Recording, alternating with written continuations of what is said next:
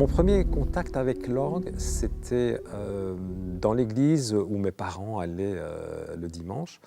On construisait un orgue. Donc j'ai vu, d'ailleurs pas un orgue terrible, je m'en suis rendu compte assez vite. Mais voilà, et ça m'a complètement fasciné.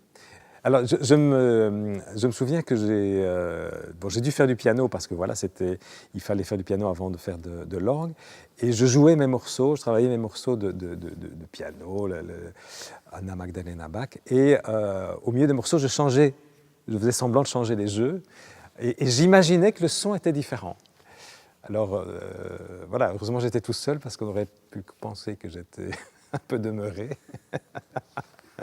Mais voilà, et donc je crois que c'est ce qui m'a attiré, c'est le son de l'orgue, les possibilités sonores. Et puis par la suite, je crois que ce qui m'a vraiment stimulé pour continuer à travailler cet instrument, c'est le répertoire qui est extrêmement large, très très varié et qui propose des choses absolument incroyables, dans des styles très très différents aussi. C'est ça qui est formidable.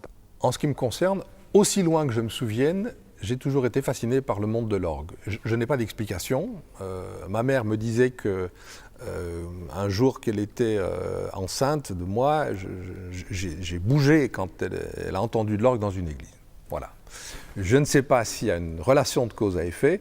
Toujours est-il que l'orgue m'a toujours fasciné et qu'à l'âge de 5 ans, j'ai demandé à mes parents de faire de l'orgue. Sauf qu'à 5 ans, c'est trop tôt, les jambes sont trop petites, donc forcément, on m'a mis au piano et j'ai fait mon purgatoire au piano pendant 7 ou 8 ans avant d'avoir la chance de pouvoir véritablement en venir à l'orgue, qui était ma passion.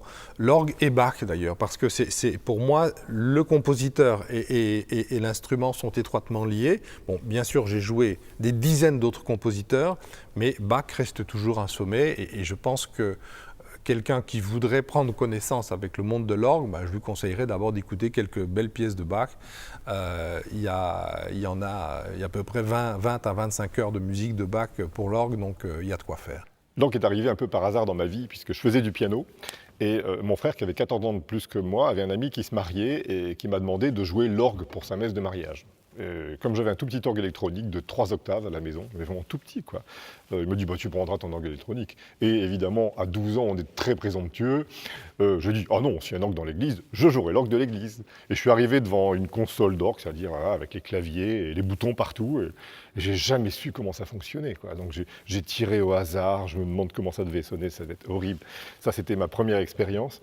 Et il faut quand même que je raconte l'expérience jusqu'au bout, parce que en fait, pendant la messe, je m'amusais à jouer avec ces boutons et je suis tombé.